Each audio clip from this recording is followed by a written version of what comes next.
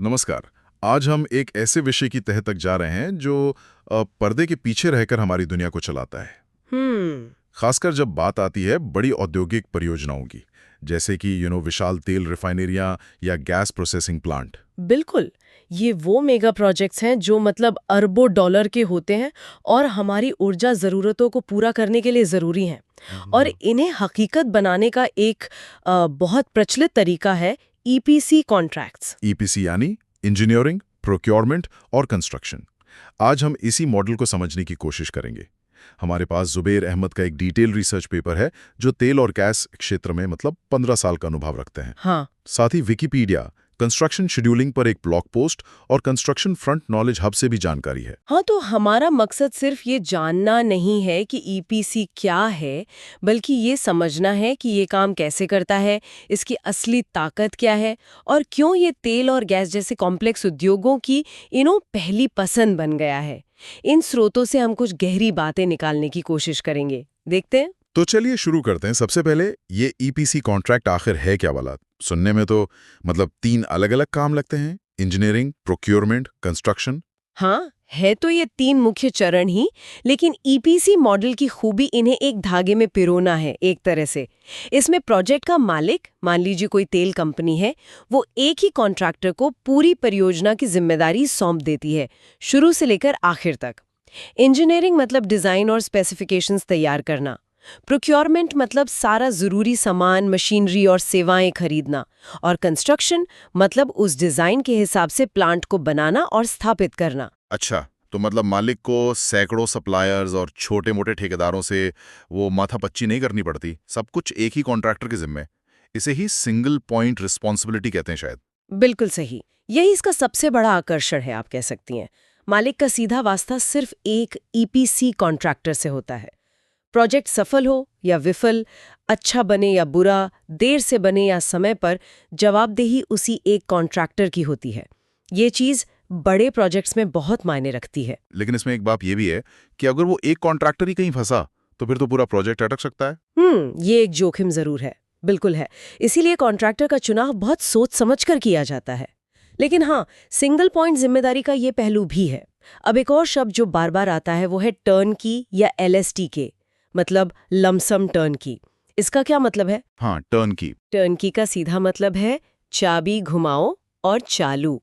EPC contractor project को इस हालत में तैयार करके देता है कि मालिक को बस आकर चाबी घुमानी है और प्लांट चलने लगेगा।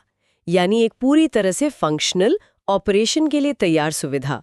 और एलएसटीके या लमसम टर्न की का मतलब है कि ये काम एक तयशुदा फिक्स्ड कीमत पर किया जाता है। फिक्स्ड कीमत, ये तो मालिक के लिए बहुत बड़ी बात है। बजट का झटका लगने का डर कम। हाँ, यही ईपीसी का एक और बड़ा फायदा है। जोखिम का हस्तांतरण, मतलब रिस्क ट्रांसफर। ज्यादातर जोखिम जैसे महंगाई बढ़ने से लागत बढ़ना या किसी वजह से प्रोजेक्ट में देरी होना, ये सब मालिक से ईपीसी कॉन्ट्रैक्टर पर चला जाता है। कॉन्ट्रैक्टर एक तय कीमत और तय समय में काम पूरा करने का वादा करता है। जाहिर है, इस वादे की एक कीमत होती है। कॉन्ट्रैक्टर अपने अनुमान में इस जोखिम का प्रीमियम जोड़ता है, इसलिए ईपीसी कॉन्ट्रैक्ट शायद थोड़ा महंगा लगे शुरू में। लेकिन क्या ये जोखिम ट्रांसफर हमेशा 100% होता है? क्या कोई छुपी हुई शर्तें या अपवाद नहीं होते? हो गया। अनुबंध में आमतौर पर बताया जाता है कि ऐसी स्थितियों में क्या होगा। लेकिन हाँ, इरादा यही होता है कि ज्यादातर अनुमानित जोखिम कॉन्ट्रैक्टर उठाए। और परफॉर्मेंस गारंटी जैसी चीजें मालिक के हित की रक्षा करती हैं कि प्लांट बनने के बाद वैसा ही काम करेगा जैसा वादा किया गया था। हमारे स्रोतों में एलएसएसटी के अलावा एपिक और ईपीसीसी जैसे शब्द भी हैं। क्या इनमें कोई खास अंतर है या सब एक ही हैं? देखिए, मूल विचार तो वही है, लेकिन ये थोड़े अलग अलग जोर देते हैं। एपिक में आई इंस्टॉलेशन और सी कमीशनिंग यानी चालू करने पर ज्यादा ध्यान देता है। और ईपीसीसी में पहला सी कंस्ट्रक्शन के लिए और दूसरा सी कमीशनिंग के लिए होता है। ये बस थोड़े बारीक अंतर हैं जो प्रोजेक्ट की प्रकृति पर निर्भर करते हैं। एक और चीज है फिडिक सिल्वर बुक, जो इन ईपीसी टर्न के अनुबंधों के लिए एक तरह का अंतर्राष्ट्रीय मानक दस्तावेज है। समझने वाली बात यह है कि ईपीसी सिर्फ एक अनुबंध नहीं, बल्कि प्रोजेक्ट करने का एक पूरा तरीका है, एक मेथड है। अब यहाँ एक और मॉडल का जिक्र आता है, ईपीसीएम। ये ईपीसी से कैसे अलग है? इसे यहीं समझ लेना शायद बेहतर होगा। कंफ्यूजन ना हो बाद में। बिल्कुल सही कहा। ईपीसी और ईपीसीएम का अंतर समझना जरूरी है। ईपीसीएम का मतलब है इंजीनियरिंग, प्रोक्योरमेंट, कंस्ट्रक्शन मैनेजमेंट। यहाँ कॉन्ट्रैक्टर प्रोजेक्ट बनाता नहीं बल्कि बनाने में मालिक की मदद करता है, एक मैनेजर या सलाहकार की तरह। मालिक खुद ही अलग अलग सप्लायरों और बनाने वालों से अनुबंध करता है। ईपीसीएम कॉन्ट्रैक्टर सिर्फ कोऑर्डिनेशन और प्रबंधन देखता है। अच्छा, इसलिए ईपीसीएम में ज्यादातर जोखिम मालिक के पास रहता है, जबकि ईपीसी में कॉन्ट्रैक्टर के पास। ये बहुत बड़ा फर्क है। ओके। तो ईपीसी मतलब पूरी जिम्मेदारी और जोखिम कॉन्ट्रैक्टर का, और ईपीसीएम मतलब कॉन्ट्रैक्टर सिर्फ मैनेजर है। ठीक है, अब वापस आते हैं ईपीसी पर। ये तेल और गैस जैसे जटिल क्षेत्रों में इतना जरूरी क्यों है? क्या खास बात है इसमें? इसकी सबसे बड़ी वजह है जटिलता, कॉम्प्लेक्सिटी। सोचिए एक बड़ी रिफाइनरी बनाने के बारे में। इसमें chemical, mechanical, civil, electrical, instrumentation, न जाने कितने तरह के इंजीनियरिंग डिसिप्लिन्स शामिल होते हैं। हजारों उपकरण लगते हैं, सुरक्षा और पर्यावरण के नियम बहुत कड़े होते हैं। इस पूरी खिचड़ी को संभालना आसान नहीं है। ईपीसी मॉडल एक मास्टर कंडक्टर की तरह काम करता है, जो इस पूरे ऑर्केस्ट्रा को कोऑर्डिनेट करता है, आप कह सकती हैं। और लागत और समय का पहलू, आपने फिक्स्ड प्राइस की बात की थी, वो कैसे मदद करता है? हाँ, बड़े प्रोजेक्ट्स में लागत और समय पर नियंत्रण रखना सबसे बड़ी चुनौतियों में से एक होता है। ईपीसी का फिक्स्ड प्राइस मतलब एलएसटी के मॉडल मालिक और निवेशकों को एक निश्चितता देता है कि प्रोजेक्ट कितने में और कब तक पूरा होगा। एक ही कॉन्ट्रैक्टर होने से कोऑर्डिनेशन आसान होता है, जिससे प्रोजेक्ट के समय पर पूरा होने की संभावना बढ़ती है। लेकिन इसका एक दूसरा पहलू भी है। एक बार अनुबंध हो जाने के बाद अगर मालिक को डिजाइन में कुछ बदलाव करना हो तो वो मुश्किल और महंगा हो सकता है। लचीलापन थोड़ा कम हो जाता है। हाँ, ये तो है। और क्वालिटी, क्या एक ही कॉन्ट्रैक्टर होने से क्वालिटी बेहतर होती है? ऐसा माना जाता है। संभावना तो यही रहती है, क्योंकि पूरी जिम्मेदारी एक ही इकाई की है, तो डिजाइन से लेकर निर्माण तक गुणवत्ता मानकों में एकरूपता बनाए रखना आसान होता है।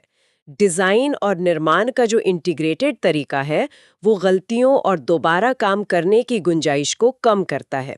और जैसा हमने कहा, परफॉर्मेंस गारंटी ये सुनिश्चित करती है कि तैयार प्लांट उम्मीद के मुताबिक प्रदर्शन करे। तो ये मॉडल काम कैसे करता है? मतलब एक टिपिकल ईपीसी प्रोजेक्ट की यात्रा कैसी होती है, शुरू से आखिर तक? इसकी शुरुआत मालिक की जरूरत से होती है। मान लीजिए उन्हें ज्यादा पेट्रोल बनाना है या कोई नया केमिकल प्लांट लगाना है। फिर वो व्यवहार्यता अध्ययन करवाते हैं, फिजिबिलिटी स्टडीज। क्या ये तकनीकी रूप से संभव है? क्या ये आर्थिक रूप से फायदेमंद होगा? पर्यावरण पर क्या असर पड़ेगा? ये सब देखा जाता है। और जब तय हो जाता है कि हाँ, प्रोजेक्ट करना है, तब कॉन्ट्रैक्टर चुनने की बारी आती होगी? हाँ, फिर शुरू होती है कॉन्ट्रैक्टर के चयन की प्रक्रिया। पहले संभावित उम्मीदवारों की छटनी होती है, मतलब प्री क्वालिफिकेशन। देखा जाता है कि उनके पास तकनीकी क्षमता है, फाइनेंशियल स्ट्रेंथ है और सुरक्षा का अच्छा रिकॉर्ड है या नहीं। फिर योग्य उम्मीदवारों से बोलियां मतलब बिड्स मंगवाई जाती हैं। आरएफपी कहते हैं इसे, रिक्वेस्ट फॉर प्रपोजल। उनकी तकनीकी और वाणिज्यिक पेशकश का मूल्यांकन होता है और सबसे बेहतर प्रस्ताव देने वाले को अनुबंध मिलता है। इसके बाद शुरू होता है असल काम, ई, पी और सी। तो इंजीनियरिंग चरण में क्या होता है? ये पहला चरण है। हाँ, इंजीनियरिंग चरण काफी लंबा हो सकता है, बड़े प्रोजेक्ट्स में 1-2 साल तक भी। इसमें 2 मुख्य हिस्से होते हैं। पहला है फ्रंट एंड इंजीनियरिंग डिजाइन, जिसे फीड कहते हैं। ये समझिए कि प्रोजेक्ट का मोटा-मोटा नक्शा तैयार करना। इससे लागत का ठीक-ठाक अंदाजा लग सके और ये तय हो सके कि प्रोजेक्ट असल में कैसा दिखेगा। इस पर प्रोजेक्ट की कुल लागत का करीब 1-3% खर्च हो सकता है। अच्छा, 1-3%। हाँ। और फीड के बाद? फीड के आधार पर फिर होता है विस्तृत डिजाइन, मतलब डिटेल डिजाइन। ये असली ब्लूप्रिंट होता है। हर पाइप कहाँ जाएगा, कौन सी मशीन कितनी बड़ी होगी, सेफ्टी सिस्टम कैसे काम करेंगे, सब कुछ विस्तार से तय होता है। इसमें पीएनडी, पाइपिंग और इंस्ट्रूमेंटेशन डायग्राम जैसे सैकड़ों या हजारों दस्तावेज बनते हैं, जो प्लांट का एक तरह से रोड मैप होते हैं। 3D मॉडल भी बनाए जाते हैं आजकल। इस पर लागत का 8-12% तक लग सकता है। बाप रे, सुनने में ही काफी जटिल लग रहा है। इंजीनियरिंग के साथ साथ या उसके बाद आता है प्रोक्योरमेंट, मतलब खरीदारी। अक्सर ये साथ साथ ही चलता है, ओवरलैप होता है, खासकर कुछ चीजों के लिए। प्रोक्योरमेंट यानी खरीद का चरण भी 1.5 से 3 साल तक चल सकता है। इसमें सही वेंडर ढूंढना, उनसे मोल भाव करना, सामान खरीदना, उसकी क्वालिटी जांचना, उसे साइट तक पहुंचाना मतलब लॉजिस्टिक्स, और उसका हिसाब किताब रखना इन्वेंट्री मैनेजमेंट, सब शामिल है। इसमें लॉन्ग लीड आइटम्स का जिक्र है हमारे नोट्स में। ये क्या चीज़ है? हाँ, ये वो बड़े और ख़ास उपकरण होते हैं जिन्हें बनाने में ही बहुत वक्त लगता है, जैसे कि विशालकाय डिस्टिलेशन कॉलम या कोई स्पेशल रिएक्टर या भारी भरकम टरबाइन। इन्हें बनने में 1-2 साल लग सकते हैं।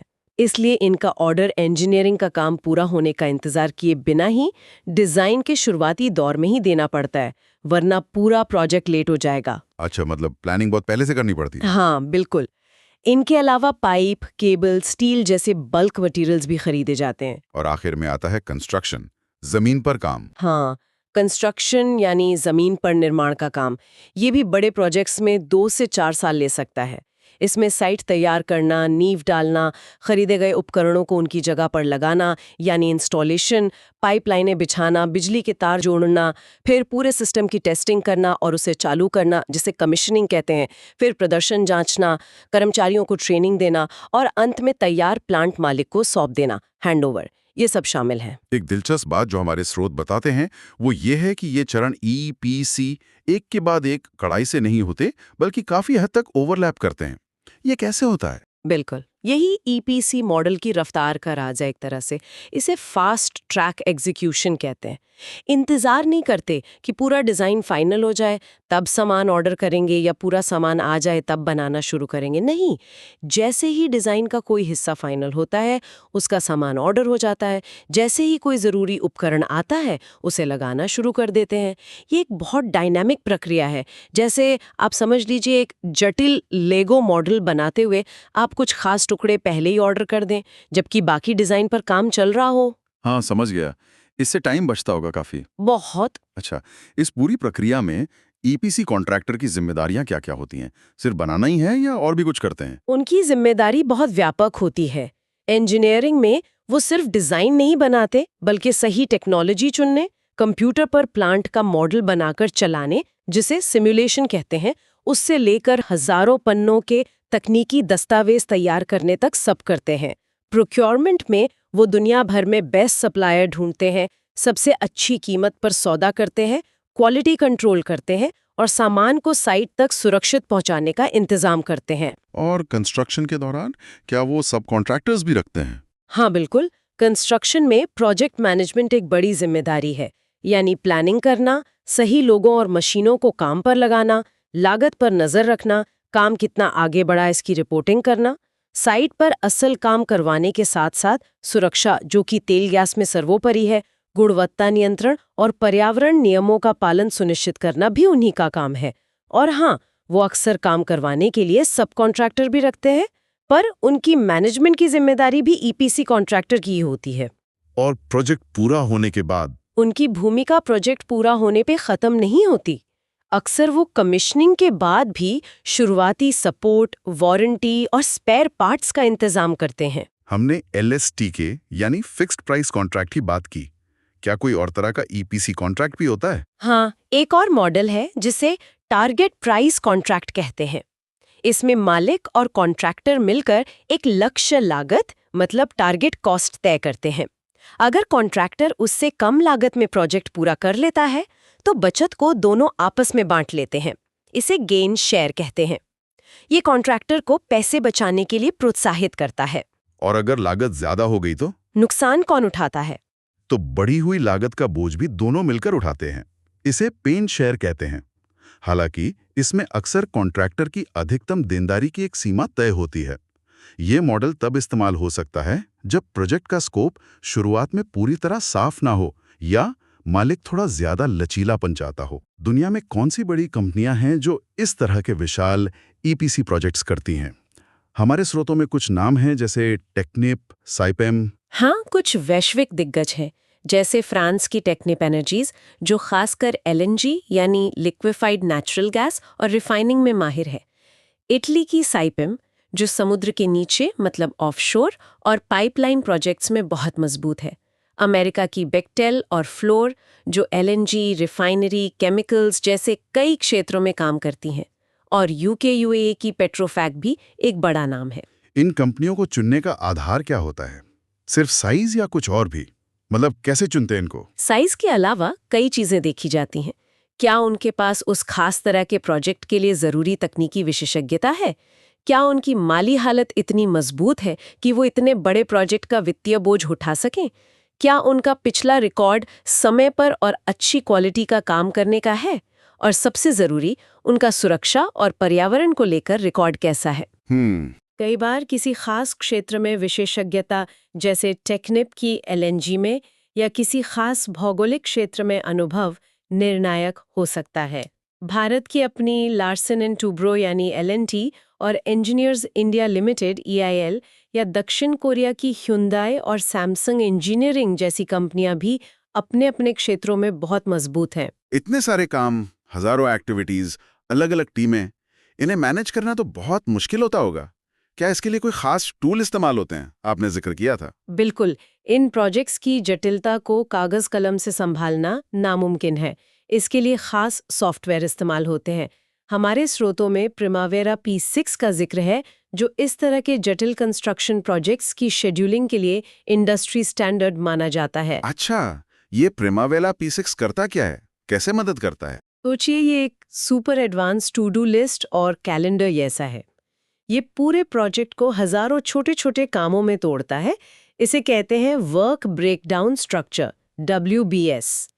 फिर ये तय करता है कि कौन सा काम कब शुरू होगा, कितना समय लगेगा और कौन सा काम किस पर निर्भर है। जैसे आप दीवार बनाने से पहले नींव डालेंगे ना, तो वो निर्भरता ये तय करता है। Logical sequencing. हाँ, ये दिखाता है कि किस काम के लिए कितने लोग और कितनी मशीनें चाहिए, मतलब रिसोर्स एलोकेशन। और सबसे जरूरी, ये क्रिटिकल पाथ दिखाता है। CPM कहते हैं इसे, critical path method. Critical path, ये क्या होता है? थोड़ा समझाएंगी? क्रिटिकल पाथ उन कामों की सबसे लंबी श्रृंखला होती है जो सीधे प्रोजेक्ट के खत्म होने की तारीख तय करते हैं। अगर इस पाथ पर मौजूद किसी भी काम में देरी हुई तो पूरा प्रोजेक्ट देर हो जाएगा, तय बात है। ये उन कामों की तरह है जिनके बिना आगे बढ़ा ही नहीं जा सकता।